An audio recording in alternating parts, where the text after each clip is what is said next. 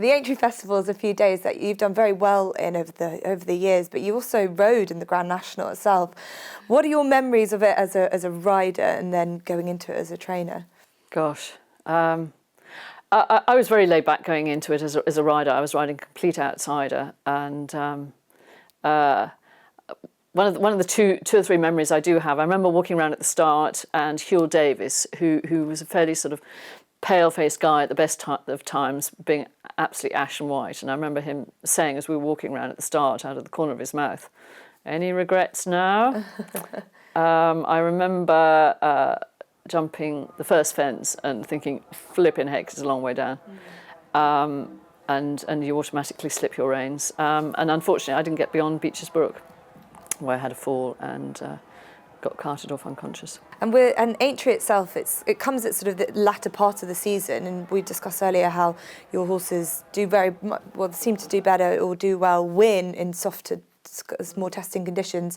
Is it a festival that you target your horses at, because there are some brilliant staying chase races that suit your horses? Well, that's right. I mean, and there's some fabulous prize money there and all the rest. But I always regard Aintree as a bonus, really. And if the ground is suitable, we'll have as many runners as we can sort of justify. But a lot of years the ground is quite quick, because it's in April, and looks like it'll probably be that way this year. And Aso was sort of thrown in a bit of the deep end, was he? He was, yes. It was difficult to know what, he's been such a lovely horse for the owners and us for many years. And, both their horses are rated the same. They're all on 157, which is, you're slightly in no man's land with that. You're top of the handicap, giving weight away to all sorts of horses, and you're probably not really, into the grade 1. And for Aso, who's 11 now as well, it sort of becomes quite unfair on him, and you're sort of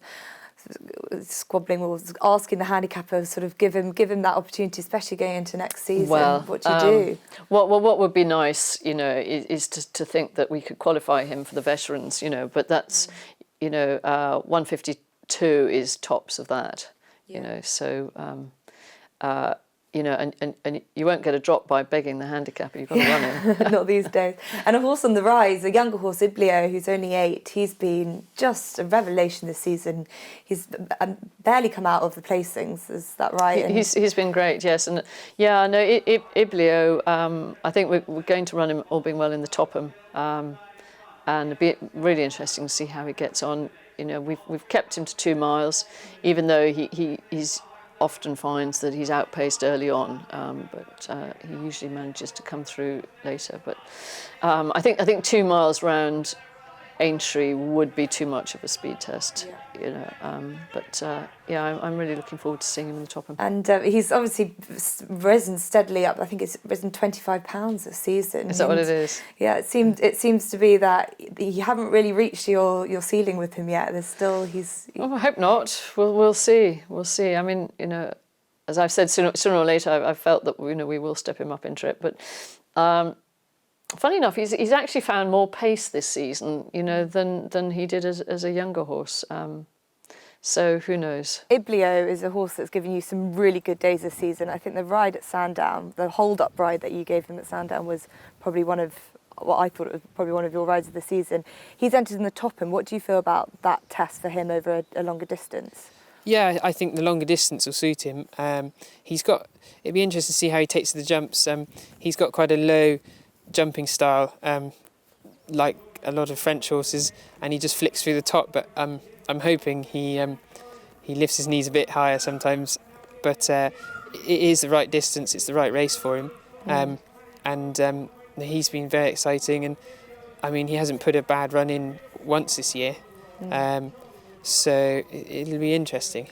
Patience is something that rewards itself in so many ways with this horse, but you've been patient with plenty of them, and Roundkeeper you've been patient with, and he's come back and won 2 on the trot. What a brilliant couple of last runs he's had for you. He's done really well. I mean, but at the same time, everything is relative. So he's done really well, particularly in comparison to how poorly he'd been doing earlier. But he's one of our other Syndicate horses, and they've got the 2 horses. This is our Syndicate 5. And their other horse is a youngster who's been very backward, but Realm Keeper's now come good with his last 2 runs, and I think everybody's getting very excited. Well, certainly I am anyway, at prospect of him running in the Topham. Oh, it's difficult to back up a good performance and rise up the handicap and then do what you did, but even better. And he jumps so nicely as well. Is there anything you've tweaked with him to get him right? He's always been a good jumper, but he probably is one of ours that probably doesn't want the deep ground. And I've also just sort of brought him back in trip a little bit as well. But we'll see. But hey, we mustn't get overexcited. The 2 races he's won, probably weren't the most competitive in the world. But you're quite happy to throw him in the deep end and see how he fares. You may as well. The opportunities. Hey, he's won 2 races. What fun it'll be for our syndicate to have a runner at Aintree. Hey, win, lose or draw, it'll be great. Absolutely. And then another one who's been such a fine servant for you is Tango de Juilley. He's age of 13 now and has gone through his own trials and tribulations, but how brilliant was it to see him win last time in that Hunter Chase? That's right, yeah. Wrong distance as well, completely. It was only a 2-miler.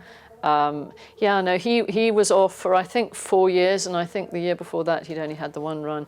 He's had all manner of injuries, and to all intents and purposes was retired. But, him, we just brought him back in, and it's great that, he's heading to Aintree for the fox hunters. Yeah. Fabulous. And you were saying that one of his owners who works here in the yard will be riding him as well. Yeah, our amateur Lucy Turner, who's done really well, and she'll be riding him. So, owner rider. And having a horse like Tango de Juilley and being able to give your someone like Lucy the opportunity, do you look for those partnerships to sort of keep them enthusiastic about, having rides for you on the bigger stages? At the end of the day, Lucy, I think it rides really well, and she's unfortunately our conditioner Hugh Nugent got a nasty fall and broke his leg in 2 places. So we're actually 1 jockey down. Robbie Dunn rides periodically for us as well, but Lucy, I'm certain, would have had a lot more rides this winter, if she hadn't been unable to, because she's an amateur, and as soon as we heard that amateurs were not going to be able to ride, I tried to get her to turn conditional, but unfortunately it couldn't happen because she hadn't done the courses, and of course they couldn't have the courses, because of the pandemic.